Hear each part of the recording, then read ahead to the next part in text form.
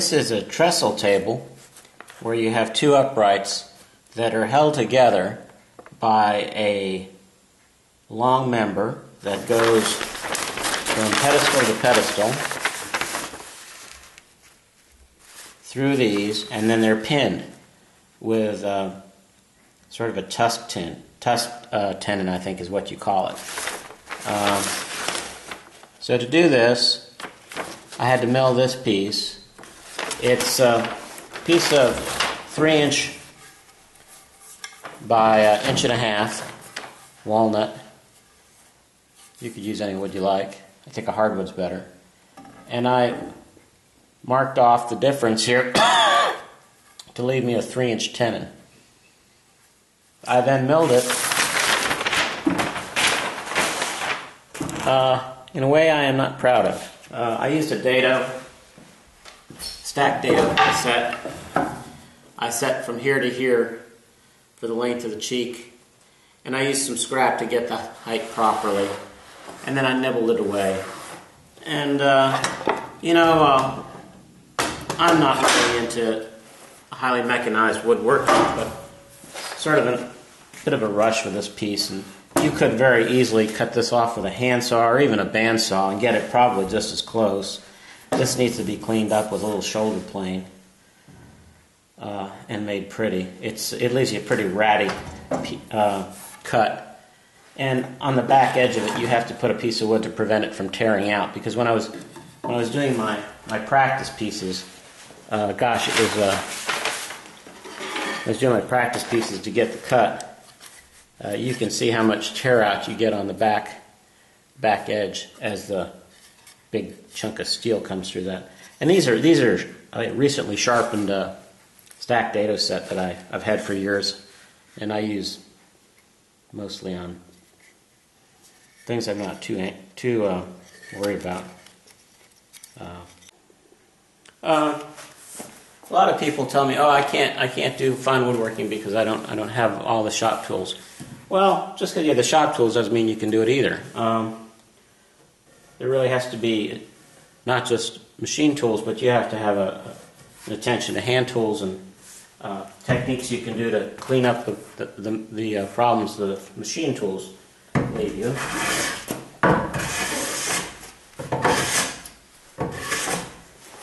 And you can really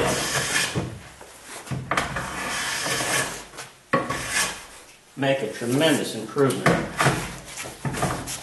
in the quality of your work if you know how to use and sharpen your tools and understand their limitations. There you go. You get such a nicer finish when you plane through something with a nice sharp edge rather than try to sand it. So you can see how nice that is. That really requires very little sanding. And this is the surface by the planer. You can see all the planer marks as opposed to here.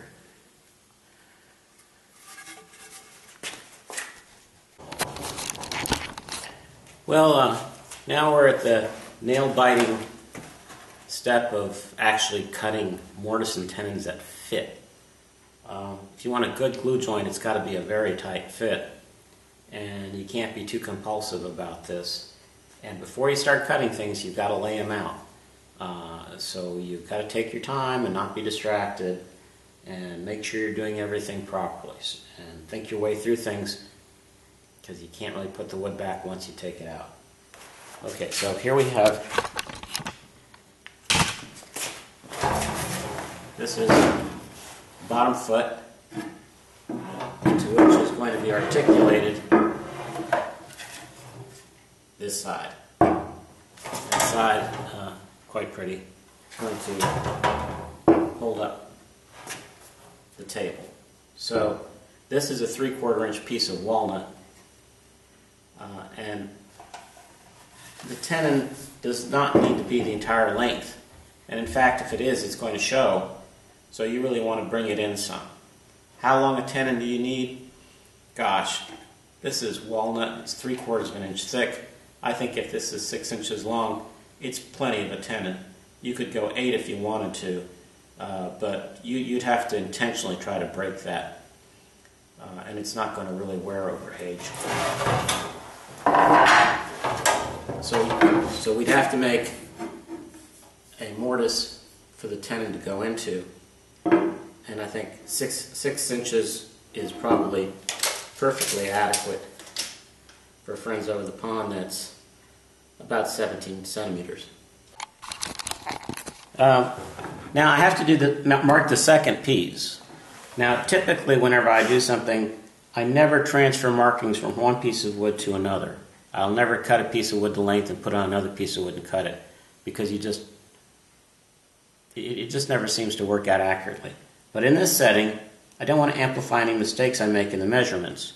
So rather than remeasure this one and hope I'm getting as close to this one, I'm just going to get straight edge and carry these splines across. And then take my marking gauge and mark it. So it may be a little inaccurate. It may be that this isn't exactly, the first one I drew wasn't exactly the same distance from the center, but this thing has to line up as a table. So if there's a little error in one, we'll just copy it into the other, and it won't really matter. So now we've got your second. So the only hard one to do really is the first one.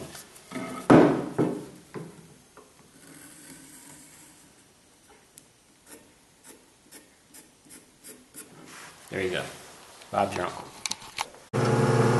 So here I am drilling this out with the Forstner bit in the drill press.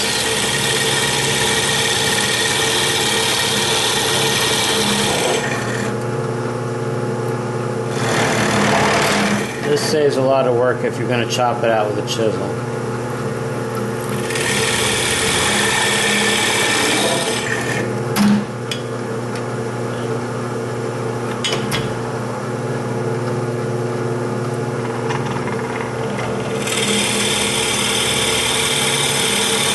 If you don't have a drill press, you can do this by hand, or you can just take your time and very carefully pare it out with a chisel. Once again, you don't have to have all the equipment to do nice work. And there is the roughed out mortise. And we may need to go through that again to get a little deeper. But that's pretty close, and we can get that cleaned up with some chisels.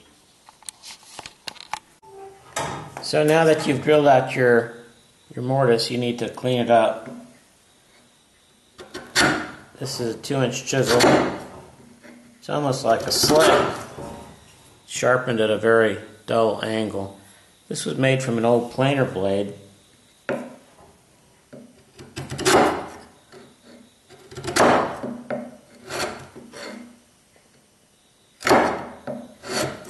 Turn the handle myself. So you can do this kind of work without buying a lot of stuff.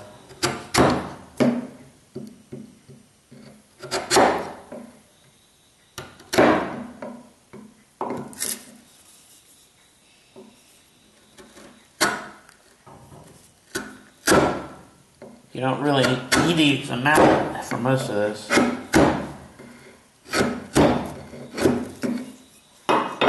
can use a lighter chisel.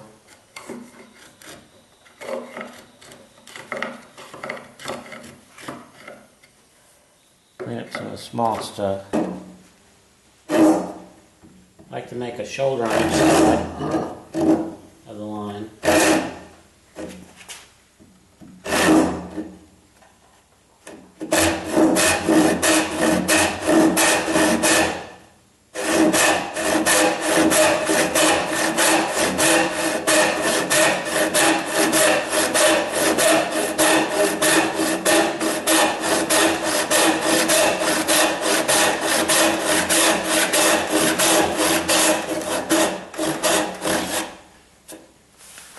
Not quite perfect. It's all going in the mortise.